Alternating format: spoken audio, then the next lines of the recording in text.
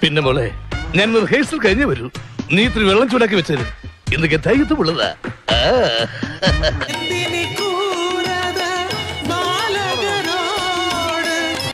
പറ്റിയാണോ? ഏതോ തുടർ നാടകമാണ്. പറയൂ നിങ്ങൾക്കും മക്കളില്ലേ?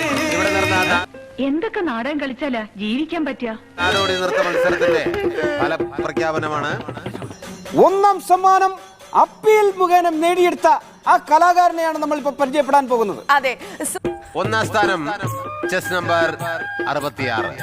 മതി മതി, ഈ രംഗം നമുക്ക് പെട്ടെന്ന് അവസാനിപ്പിക്കാം. അതുകൊണ്ട് സ്ത്രീ കഥാപാത്രങ്ങൾക്ക് അണിയറേ ചെന്ന് വല്ല മുറുക്കോ കട്ടൻ കാപ്പിയോ കഴിക്കാം.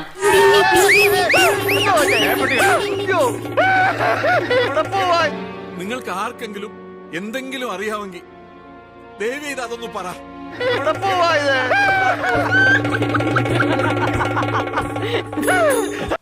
ഇതിപ്പോ സത്യത്തിൽ എന്താ സംഭവിച്ചത്? എനിക്ക് അങ്ങോട്ട് ക്ലിയർ ആയില്ല.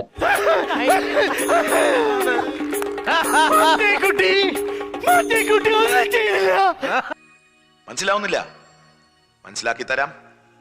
Rewind again.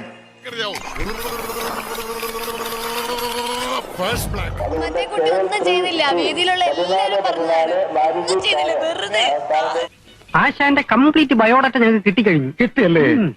ഫിലിം സ്റ്റാർ ആയതുകൊണ്ട് മാത്രം കിട്ടിയതാ കുട്ടിക്ക്. വിഷമിക്കരുത്, മോൻ ചെയ്തതിനുള്ളതൊക്കെ മോന് ദൈവം തിരിച്ചു തരും. എന്റെ കഷ്ടകാലത്തിനാ ഇങ്ങനെ ഒരു പറയാൻ എനിക്ക് തോന്നിയത്. അതിന് ഇത്രയും വില കൊടുക്കേണ്ടി വരുമെന്ന് സ്വപ്നത്തിൽ പ്രതീക്ഷിച്ചില്ല അല്ലേ? കുട്ടി ഒന്നും ചെയ്തില്ല. വേദിയിലുള്ള എല്ലാവരും